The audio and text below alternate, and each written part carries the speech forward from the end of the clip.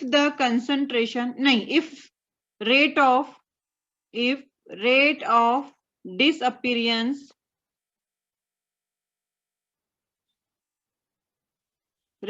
disappearance of N2 is 20 mole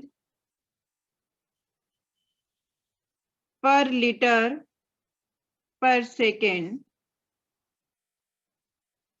find out rate of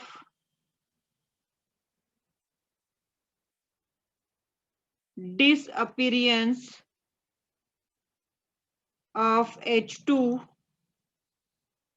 and appearance of NH3.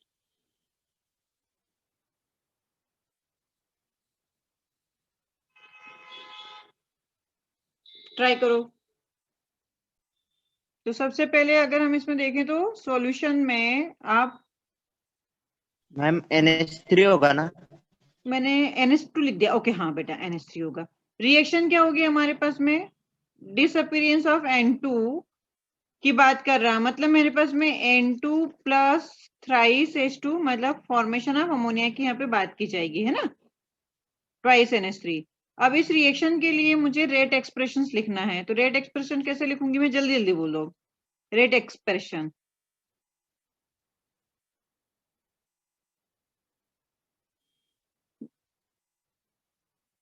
Concentration of N2 है ना upon dt is equal to minus d concentration of H2 upon thrice dt 1/3 ऐसे करके लिखे, is equal to plus 1/2 d concentration of NH3 by dt। अरे ऐसे लिखेंगे क्या?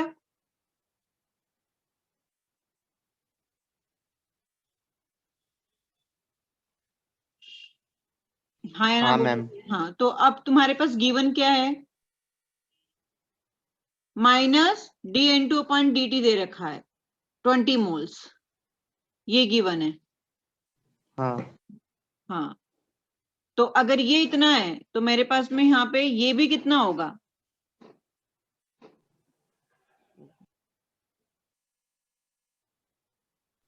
3 times होगा। ठीक है, तो बस उसके अकॉर्डिंग आप देखो, जो आगे पूछा है उसको सोल्व करो। 3 टाइम्स ही होगा ना मैम? सोचो,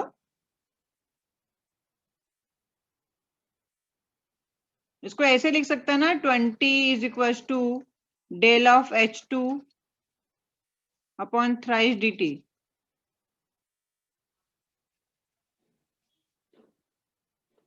तो इसका ये इधर चल जाएगा और ये हमें ये निकाल लेना है, हो जाएगा। निकाल जल्दी। हो गया ना, आ गया ना कंसंट्रेशन ऑफ H2, मतलब minus d upon dt, dH2 upon dt कितना आ जाएगा? 60। ये 3 इंटू 20 इधर जाएगा तो, अरे आया क्या? हाँ मैम। हाँ, तो मेरे पास में minus del H2 upon dt is equal to कितना आ जाएगा? 3 इंटू 20 दैट इज 60 मोल पर लीटर पर सेकेंड। अब मुझे क्या बोला गया है आगे? 20 mole, find out the rate of disappearance of H2 and appearance of NH3। तो ये तो आ गया, अब मुझे अमोनिया के टर्म्स में बात करनी है, तो उसके लिए क्या करेंगे? For NH3 dt is equal to कितना है यहाँ पे? 2, तो 2 इंटू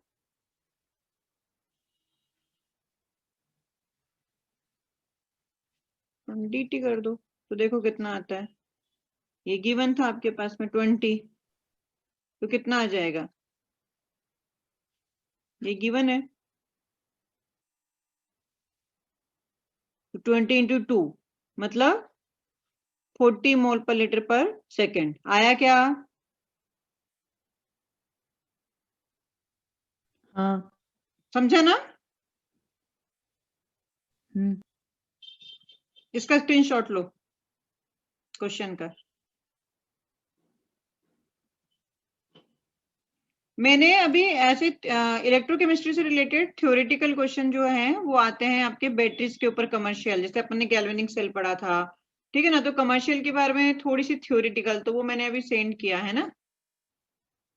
फ्यूल सेल वो एनसीईआरटी में भी है, लेकिन एनसीईआरटी के अगर पढ़ना भूल जाओ तो इसको एक बार देख लेना।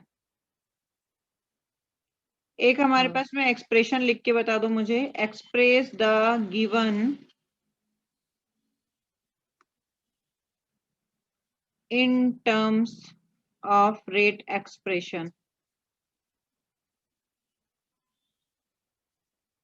पहला है मेरे पास में twice SO2 plus O2, it will gives twice SO3, reversible है। B है मेरे पास में H2 plus I2 gives twice HI। इसके लिए रेट एक्सप्रेशन कैसे लिखोगे जल्दी से बताओ। del concentration of SO2 upon 2 del T is equal to minus हाँ concentration of O2 upon del T हाँ is equal to del concentration of SO3 upon plus में 2 है del ना, T। प्लस में आएगा। हाँ प्लस में। हाँ, तो यहाँ पे मेरे पास में minus del of concentration of SO2 upon में twice dt 2 del T is equal to minus del of O2 upon dt on del T equal to plus of del of 2 concentration of SO3 upon twice dt। 2 del T हाँ, और इसके लिए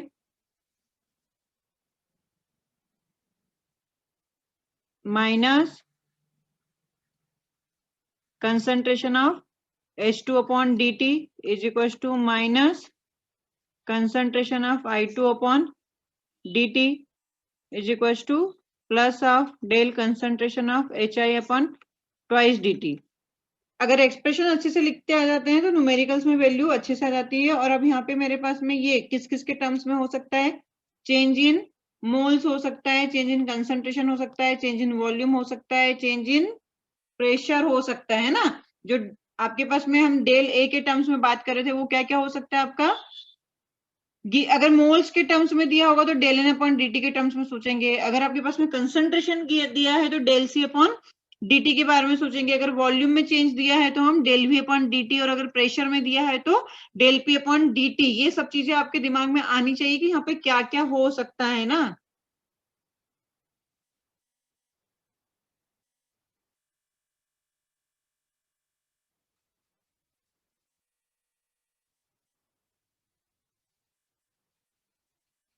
A gaseous reaction twice A say 4B plus C is carried out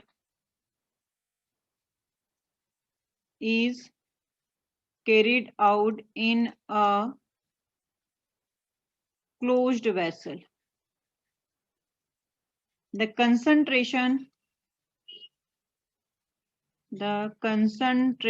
of B is found to increases by 5 into 10 की power minus 3 mole per liter in 10 seconds. Calculate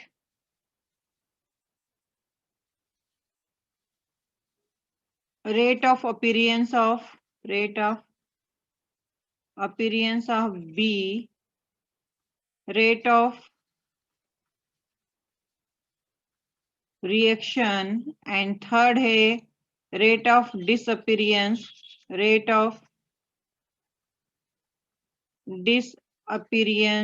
of A।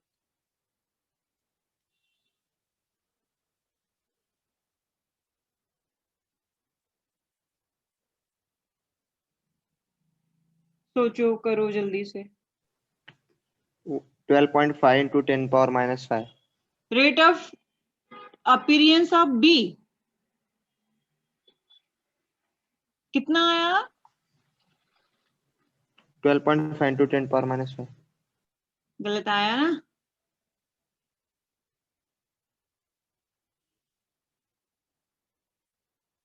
फिर से सोच एक बार।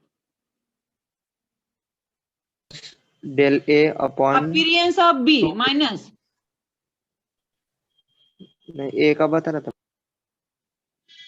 तो फिर ए तो B का disappear हो रहा तो ना बच्चे मेरे। del B upon 4 dt. देखो पहला ये जो है अपना अपीरियंस के केस में पूछ रहा है, तो क्या हम इसे ऐसे लिखेंगे, concentration of B upon concentration of, मतलब concentration of B upon delta T, है ना। तो तुझे कंसंट्रेशन ऑफ बी दे रखा है, कितना दे रखा है देख, concentration of B is found to increases by 5 into 10 की पावर -3, और वो तो ये पूरा आपका मोल अपन वॉल्यूम में लिखना पड़ेगा, है ना। और कितने, हाँ 10 सेकंड में, तो ये तो मोल पर लीटर दे ही रखा है तुझे, तो ये दे रखा है 5 into 10 की पावर -3 दे रखा है। चेंज इन टाइम कितना, हाँ, 10 दे रखा है बस। हाँ ये आएगा, वो तो 4 तू से पहला तो डिवाइड कुछ कर और दिया था। बोल रहा था।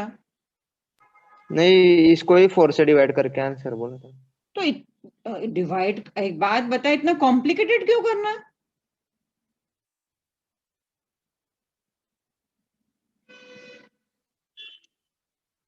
आगे बता, सीधा क्या करेगा, बस 5 into 10 की पावर -4, ये आ गया अपना आंसर।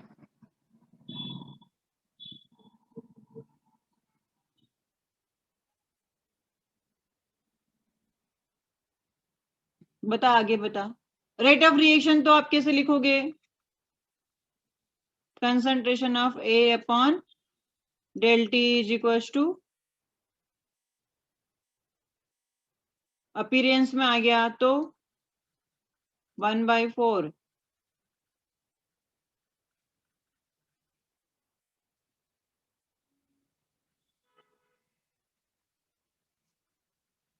हुआ। लिखो जल्दी से भी इसका आगे, इतना मैंने बता दिया, rate of reaction.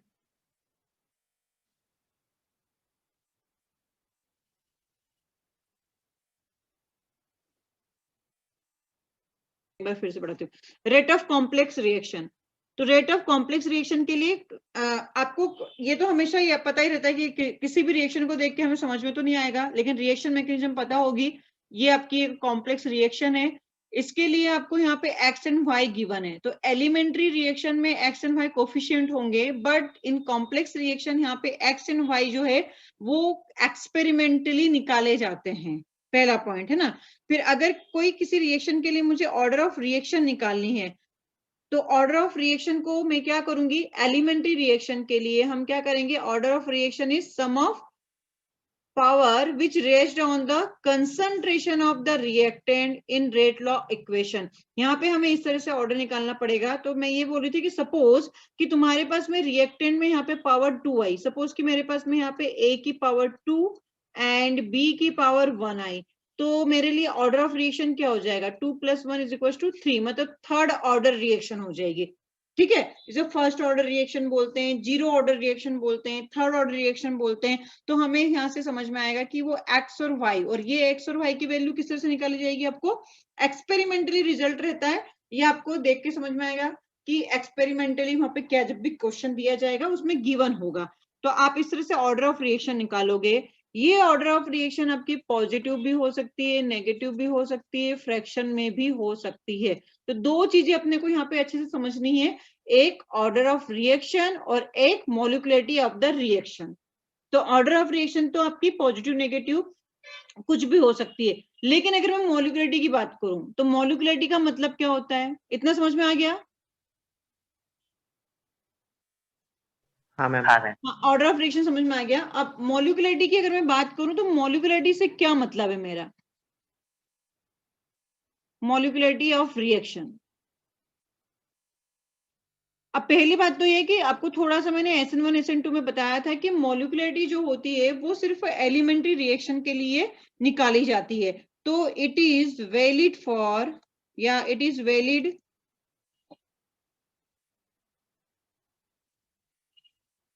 Only for elementary reaction.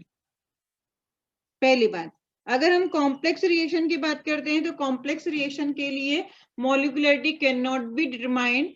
हम ए और हाँ, जैसे कि कॉम्प्लेक्स रिएक्शन है तो फर्स्ट रिएक्शन, सेकंड रिएक्शन, तो उसकी एवरी स्टेप क्या होती है? एलिमेंट्री। तो एक एक रिएक्शन की हम मॉलिक्युलरिटी फाइंड आउट कर सकते हैं, लेकिन एक साथ अगर आप बोलो कि पूरे की पूरे रिएक्शन, कॉम्प्लेक्स रिएक्शन की मॉलिक्युलरिटी फाइंड आउट करो, तो वो पॉसिबल नहीं है। तो इसलिए हमें यहाँ पे बोलना पड़ेगा कि मॉलिक्युलरिटी ऑफ द रिएक्शन ये सिर्फ किसके लिए वैलिड होगी? एलिमेंट्री रिएक्शन के लिए। अब होती क्या है, किस तरह से हम डिफाइन कर सकते हैं इसको? क्या मतलब है मॉलिक्युलरिटी? मतलब क्या मॉलिक्यूल से कुछ रिलेशन होगा, है ना? तो मॉलिक्युलरिटी इज रिएक्शन में कितने द मॉलिक्यूल्स होते नंबर ऑफ, क्या बोला? हैं? रिएक्शन में कितने मॉलिक्यूल्स यूज हाँ, होते हैं नंबर रिएक्शन ऑफ के? मॉलिक्यूल ऑफ द रिएक्टेंट, ध्यान रखें, है ना? Molecule of the reactant taking part in any chemical reaction, किसी भी केमिकल रिएक्शन में पार्टिसिपेट करने वाले मॉलिक्यूल्स की नंबर्स को हम मॉलिक्युलरिटी बोलेंगे। जैसे कि मेरे पास में ट्वाइस ए प्लस बी आता है, ये मुझे थ्राइस ही देता है। मुझे सिर्फ किससे मतलब है? रिएक्टेंट के मॉलिक्यूल से। तो अगर आपको पूछे इस रिएक्शन की मॉलिक्युलरिटी कितनी होगी बच्चों, तो मॉलिक्युलरिटी कितनी हो जाएगी? 3। 3 हो जाएगी। अगर मैं यहाँ से ऑर्डर पूछूं तो ऑर्डर कैसे लिखूंगी? मेरे पास में यहाँ पे ऑर्डर क्या हो जाएगा? ए की पावर यहाँ पे क्या आएगा? 2, 2 ए और की बी पावर की 2 पावर क्या आएगी? 1। तो ऑर्डर पे क्या 1 हो गया? 3 हो गई, 3। है ना? अगर अब आपके पास में सपोज कि इस तरह से आ जाए क्वेश्चन कि a plus B by 2 give C, elementary है ये, तो मॉलिक्युलरिटी पूछा है, ऑर्डर पूछा है, तो आप इससे पहले क्या करो? फ्रैक्शन है तो फ्रैक्शन हटा दो, आसान करो उसे। पूछना है क्या है अपने को? ये कब से रुक गई थी? वो ना पता है। अच्छा अच्छा अच्छा, ठीक है, कोई बात नहीं। CH3COO C2H5 है, ये कौन है? एस्टर। और एस्टर की रिएक्शन अपन ने वाटर से कराया, जस्ट लाइक ये अपोजिट है कि एस्टरिफिकेशन का। तो मुझे क्या मिलता है? CH3COOH प्लस C2H5OH मिलता है। मैं अभी इसे एलिमेंट्री रिएक्शन बता रही हूँ कि एलिमेंट्री रिएक्शन है। अब मुझे यहाँ पे इसके लिए बताना है कि इस रिएक्शन के लिए मॉलिक्युलरिटी क्या होगी।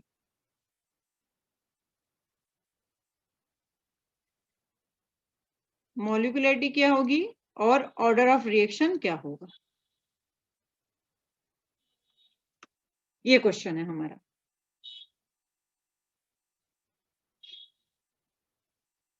मॉलिक्युलरिटी 2 होगी ना? और ऑर्डर? ऑर्डर भी 2 होगा। ऑर्डर भी 2 होगा, ठीक है। तो इसलिए अब इसको ध्यान से सुनना कि एक्चुअली क्या होता है बेटा यहाँ पे, कि मॉलिक्युलरिटी तो बिल्कुल सही है, और देख के रिएक्शन को देख के हमें ऑर्डर भी लग रहा है कि 2 है, इसमें कोई गलत बात नहीं है। लेकिन यहाँ पे क्या है कि आपके पास में आपने यहाँ पे वाटर यूज करा है ना, क्या यूज करा?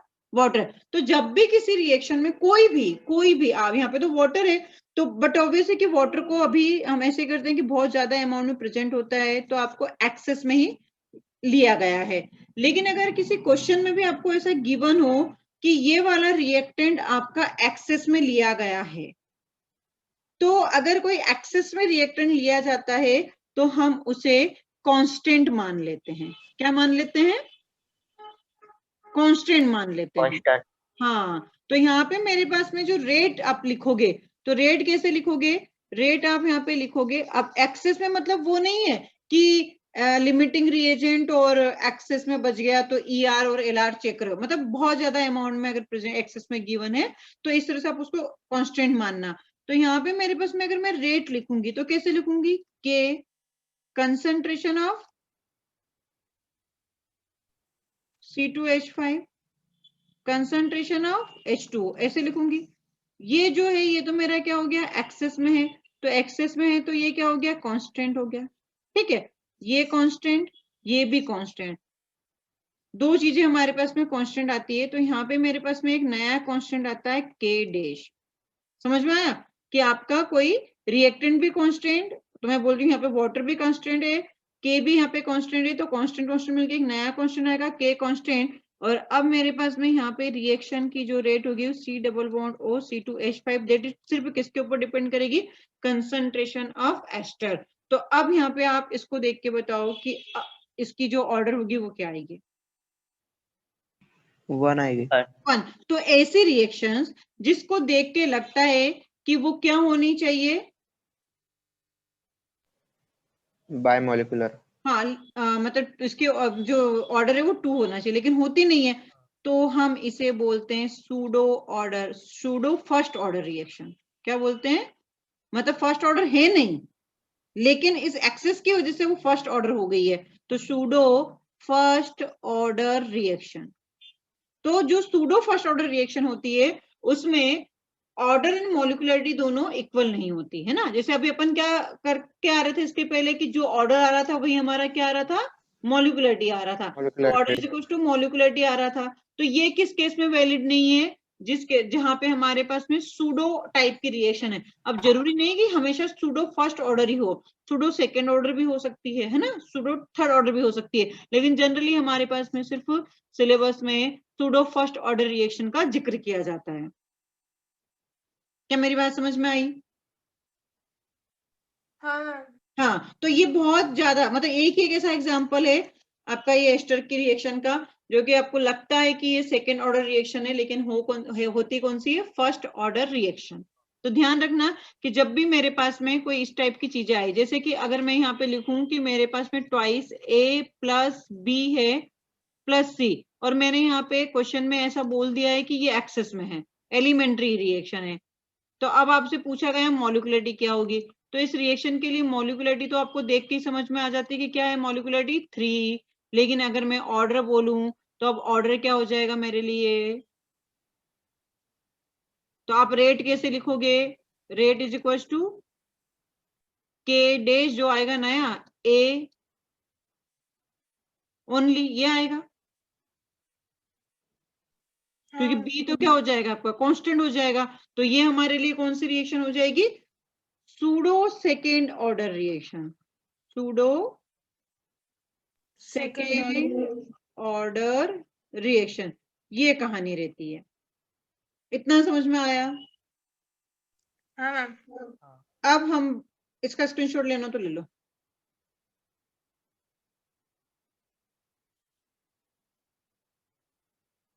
तो आप यहाँ पे नोट बना के लिख सकते हो कि order is equal to molecularity is not valid for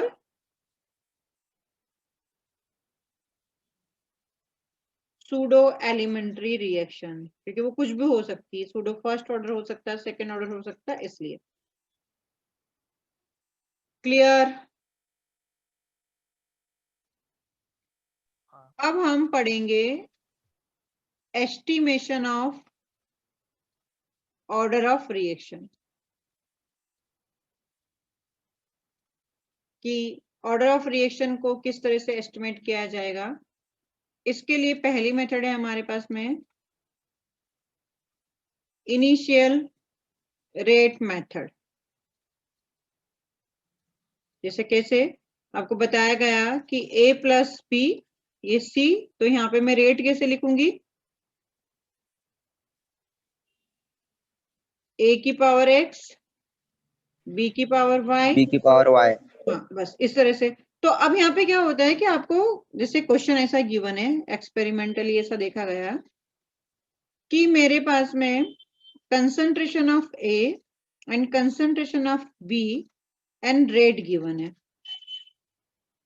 तो जैसे कि पहला एक एक्सपेरिमेंट किया गया और इसमें मेरे पास में A की कंसंट्रेशन आई 0.01, B की कंसंट्रेशन आई 0.01 और रेट मेरी आई 10 की पावर -3, है ना। रेट मेथड में इस तरह से होता है। फिर सेकेंड एक्सपेरिमेंट में मेरे पास में A की कंसंट्रेशन आई 0.02, B की कंसंट्रेशन आई मेरे पास में 0.01 और इसकी रेट आई मेरे पास में 2 की पावर -3। थर्ड एक्सपेरिमेंट जब किया गया तो 0.01 A की कंसंट्रेशन आई इसकी 0.04 आई और 10 की पावर -3 आई। तो बोलता है फाइंड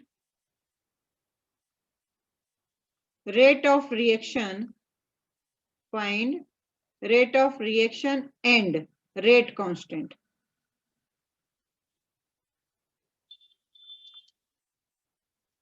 कैसे फाइंड करोगे? अब इसमें थोड़ा सा अपने को दिमाग लगाना पड़ेगा, है ना, तो काम बहुत जल्दी आसान हो जाएगा।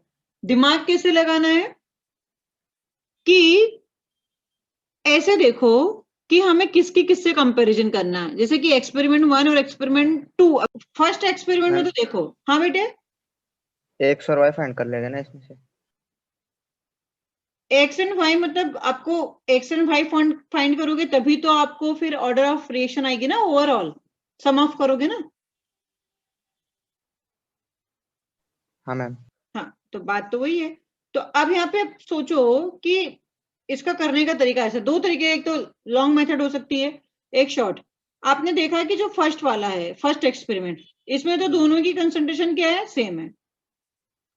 सेकेंड वाला एक्सपेरिमेंट है, उसमें ए की कंसंट्रेशन कितनी हो गई है, ए और एक्सपेरिमेंट नंबर सेकेंड और फर्स्ट में कंपैरिजन करो।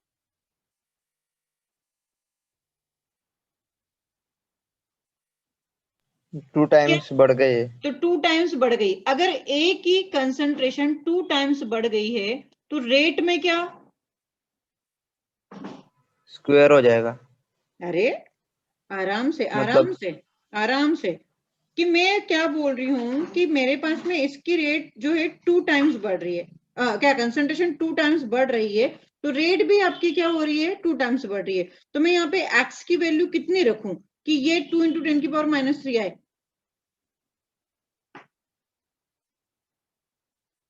बात समझ में आ रही है?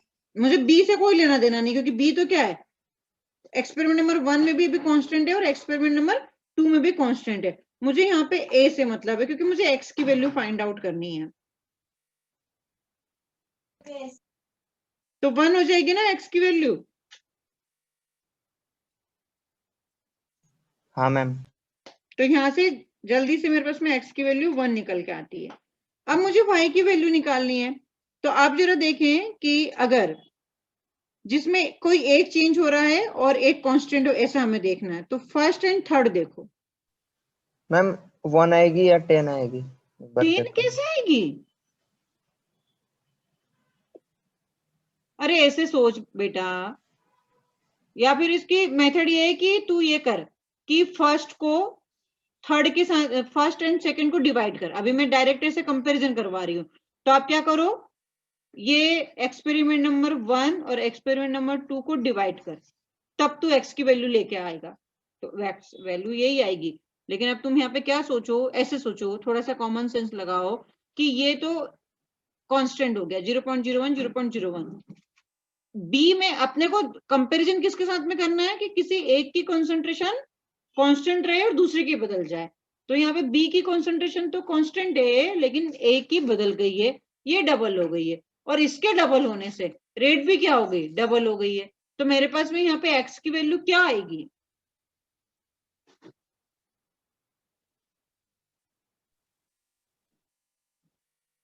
क्या आनी चाहिए?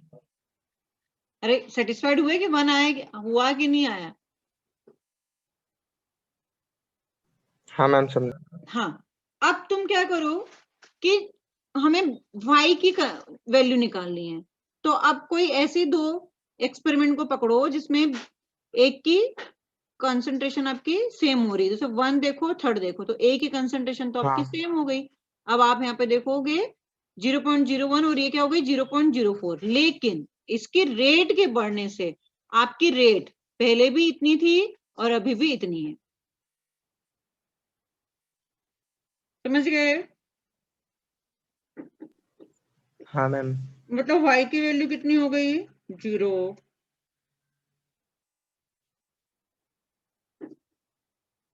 कुछ भी नहीं है, मतलब इससे कोई फर्क नहीं पड़ना है।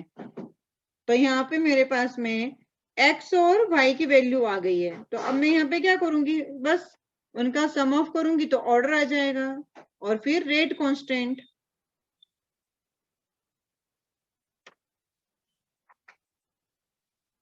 अब तुम रेट कांस्टेंट कैसे लिखोगे? रेट कांस्टेंट के लिए तो एक्स और वाई की वैल्यू तो आ गई, तो ऑर्डर भी आ गई।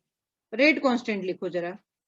रेट कांस्टेंट लिखने के लिए हमें क्या करना पड़ेगा? आर इज इक्वल टू के ए की पावर 1 ए की पावर 1 बी की पावर वाई 0। की पावर 0 हाँ मतलब बी की हाँ बी पावर की 0। पावर और रेट दे रखा है आपको 10 की पावर -3। अब इसमें से किसी को भी कर लो, है ना, लेकिन उसके रिस्पेक्ट में फिर उसी की कंसंट्रेशन की बात करना। तो मेरे पास में 10 की पावर -3 में ए की कंसंट्रेशन क्या दे रखी है? 0.01। तो यहाँ से के 0.01 इसकी पावर 1, और ये आपका इसकी भी पावर 0.01, तो पावर 0, तो यहाँ पे 1 आ जाएगा। तो के की वैल्यू कितनी आ गई? 0.1 अरे अरे अरे अरे अरे अरे,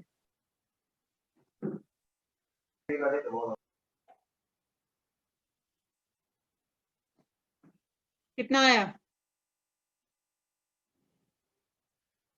ये 10 की पावर -3 को भूल गए क्या?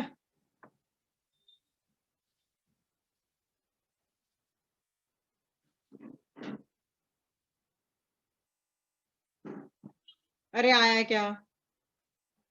अरे बढ़ कैसे गए मेंबर भाई?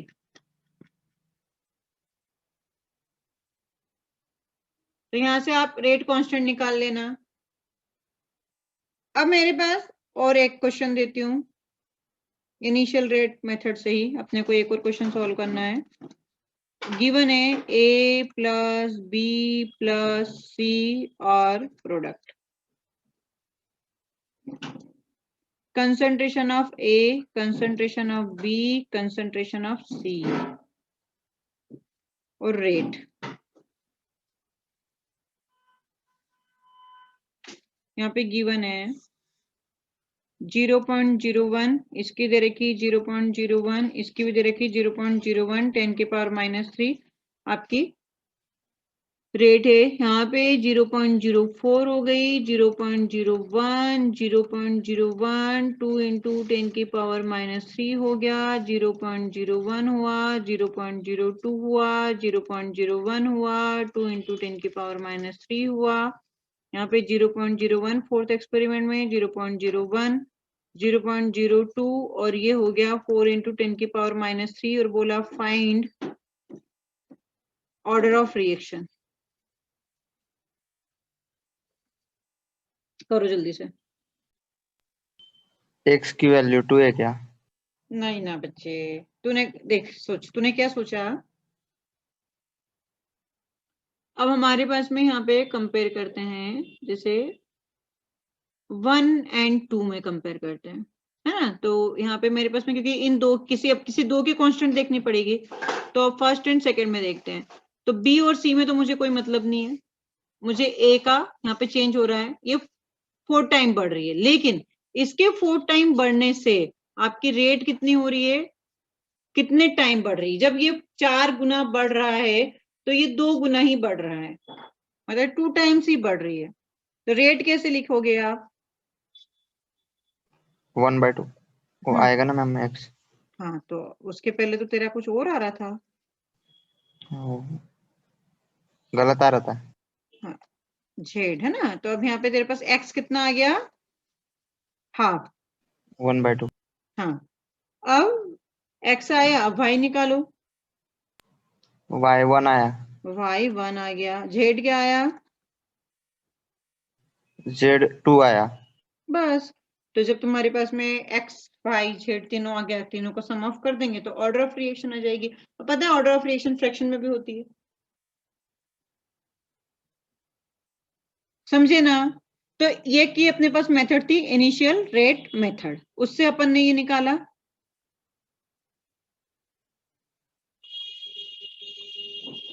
दूसरा है हमारे पास में, दूसरा, मैम स्क्रीन शॉट बाकी है। अरे बेटा मैंने इसलिए 2 बार हटा के वो भी किया था, चल ले जल्दी ले।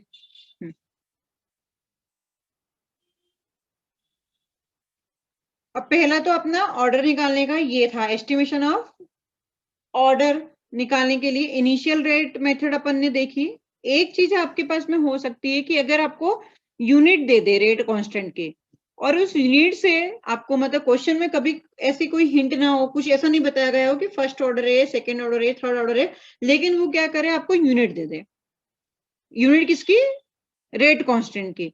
तो उसको देख के भी आपको समझ में आ जाएगा कि हमारे पास में ऑर्डर क्या होगी। तो दूसरा हमारा तरीका है फ्रॉम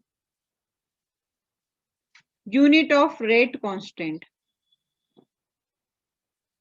अब रेट कांस्टेंट की यूनिट कैसे, जैसे कि ए से कोई बी रिएक्शन हो रही है और आपके पास में nth ऑर्डर की कोई रिएक्शन है। ऑर्डर क्या हमारे पास में nth ऑर्डर है। रेट क्या लिखोगे यहां से, के ए की पावर n। आर के लिए आप क्या लिखोगे यहाँ पे,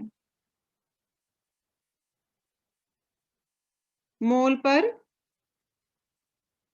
लीटर, और यहाँ पे मैं टाइम लिख देती हूँ, ये कुछ भी हो सकता है, इज इक्वल टू के। ए क्या है यहाँ पे, कंसंट्रेशन है, तो मैं इसे क्या लिखती हूँ, मोल्स अपॉन वॉल्यूम, मतलब मोल्स अपॉन लीटर। अरे आया समझ में। तो यहां से आप क्या करो, यूनिट ऑफ के निकाल लो।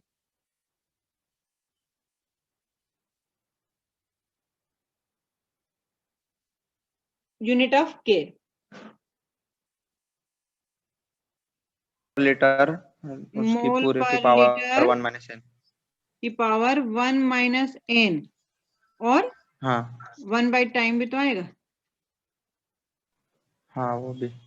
हाँ, तो अब यहां से मुझे क्या करना है, n की वैल्यू, अगर मेरे पास में n की वैल्यू 1 आई तो k क्या यूनिट क्या आ जाएगा, टाइम इनवर्स आ जाएगा। जैसे सेकेंड इनवर्स कहीं पे आपको लिखा हुआ दिखाई दिया, तो इसका मतलब ये है n क्या थी मेरे पास में, ऑर्डर, तो उसका मतलब ये हो जाएगा कि ये आपकी फर्स्ट ऑर्डर रिएक्शन है। फर्स्ट ऑर्डर रिएक्शन, क्वेश्चन में अगर आपको के कांस्टेंट की यूनिट अगर सेकेंड इनवर्स इस तरह से दिखाई दे तो आप समझ जाना कि फर्स्ट ऑर्डर रिएक्शन है। अगर आपके पास में n की वैल्यू 2 आई है ना, तो n की वैल्यू 2 आई तो k क्या होगा मेरे पास में, यहाँ पे n की वैल्यू हम रख देंगे 2, तो क्या हो जाएगा -1। तो k क्या हो जाएगा मेरे पास में, k इज इक्वल टू मोल पर लीटर -1 टाइम इनवर्स। आ रही बात समझ में। तो ये क्या हो जाएगी, आपकी सेकेंड ऑर्डर रिएक्शन हो जाएगी।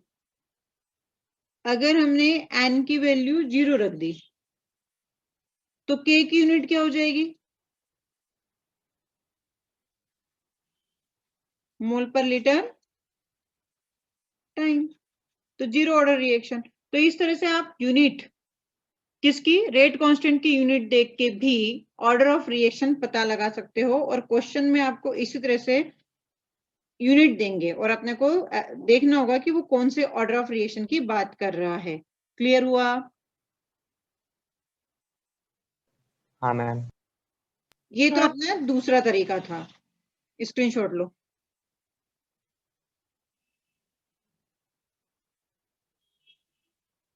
अब अभी तक हम एलिमेंट्री के लिए बात कर रहे थे, अब हम बात करते हैं order of reaction from reaction mechanism. मतलब रिएक्शन मैकेनिज्म किसके लिए लिखी जाएगी, जैसे कि आपके पास में मल्टी स्टेप कोई रिएक्शन है ना,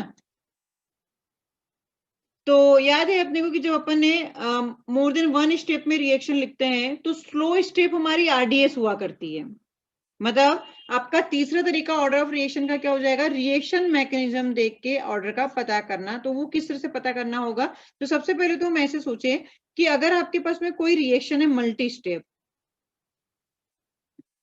तो हम ऐसे जैसे कि स्टेप 1 में ऐसा बोलते हैं कि आपके पास में स्टेप 1 है, कोई रिएक्शन हो रही है, तो ये आपकी सपोज की स्लो हो सकती है, स्टेप सेकेंड आपकी स्लो हो सकती है। तो हम आप ऑर्गेनिक केमिस्ट्री में ऐसा पढ़ा करते थे कि जो स्लो स्टेप ऑफ रिएक्शन होती है वो हमारी क्या होती है, रेट डिटरमाइनिंग स्टेप होती है।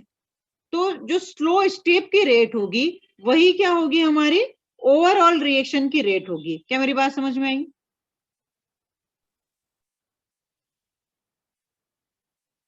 हाँ मतलब आपके पास में इनमें से जो भी आपका रिएक्शन मैकेनिज्म गिवन होगा उसमें से कोई एक रिएक्शन आपकी क्या होगी, स्लो स्टेप होगी, और जो स्लो स्टेप होगी वो हमारी आरडीएस होगी।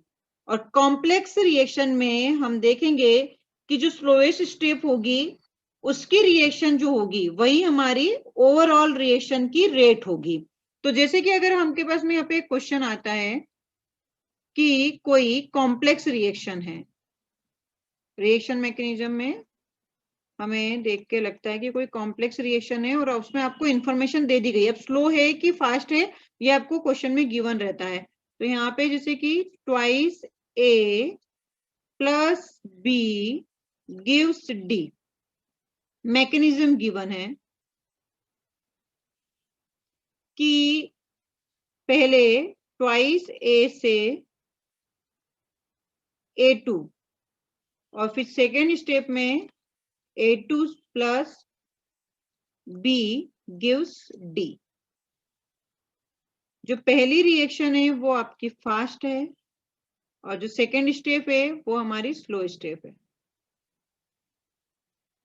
अब आप क्या करो, स्लो स्टेप के लिए रेट लिख के बताओ जल्दी से। स्लो स्टेप के लिए रेट कैसे लिखोगे?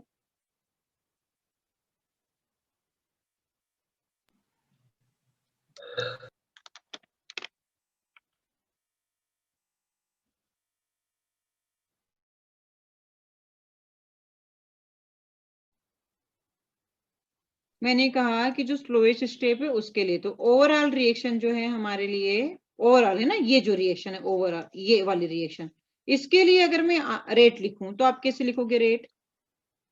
के ए की पावर एक्स, जैसे कि यहाँ पे 2 है तो 2 चला जाएगा, अभी मैं सिर्फ एक्स लिख रही हूँ, यहाँ पे आप वाई लिखोगे, है ना। अब जो स्लोवेस्ट स्टेप है मतलब ये वाली, इस रिएक्शन के लिए अगर हमें अगर आर लिखना है तो आप कैसे लिखोगे? आर, ये K1 कर देती हूँ मैं, तो आप A2 ही लिखोगे ना बेटा उसको तो। अरे क्या बात समझ में आई? हाँ मैम। हाँ, अब ध्यान से देखो कि मैंने ये वाली रिएक्शन क्यों, इसके लिए इस वाली जो मेन रिएक्शन है हमारी क्वेश्चन में, उस रिएक्शन के लिए हमने रेट क्यों लिखवाई है? क्योंकि आपको यहाँ से ये पता चलेगा कि रिएक्टेंट्स क्या है। रिएक्टेंट्स मेरे पास में A और B है। जब आपने स्लोवेस्ट स्टेप के रिस्पेक्ट में रेट लिखी तो आपके पास में यहाँ पे A नहीं आया, A2 आया, तो ये A2 क्या है? A2 क्या होगा यहाँ पे? तो रिएक्टेंट और प्रोडक्ट के अलावा आपके पास में किसी रिएक्शन में और क्या हो सकता है? रिएक्टेंट और प्रोडक्ट के अलावा कैटलिस्ट। हाँ, कैटलिस्ट नहीं ना, इंटरमीडिएट होगा ना। अरे जैसे कार्बोकेटाइन बनता है, कार्बोएनायन बनता है, इंटरमीडिएट होगा ना।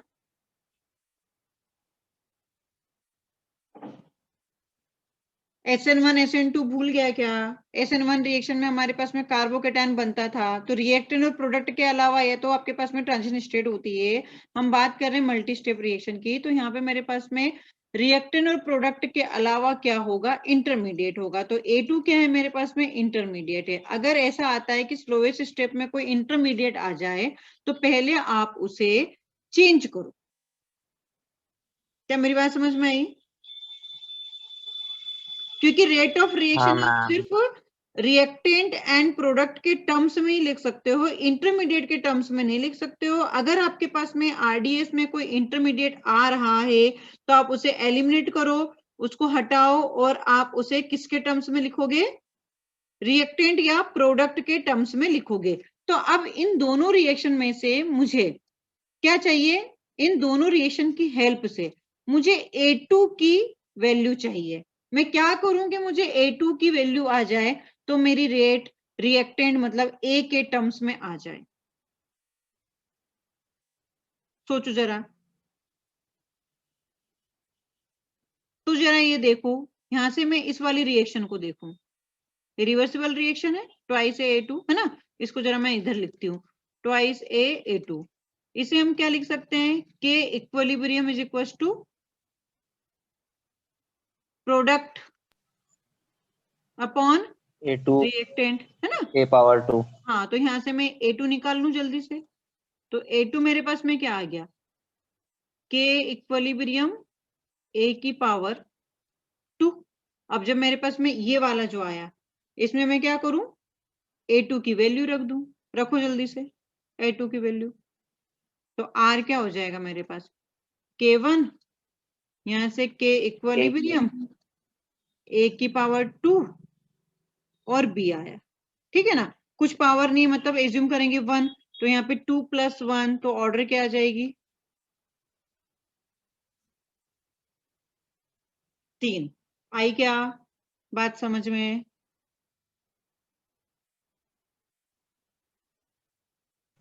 हाँ मैम।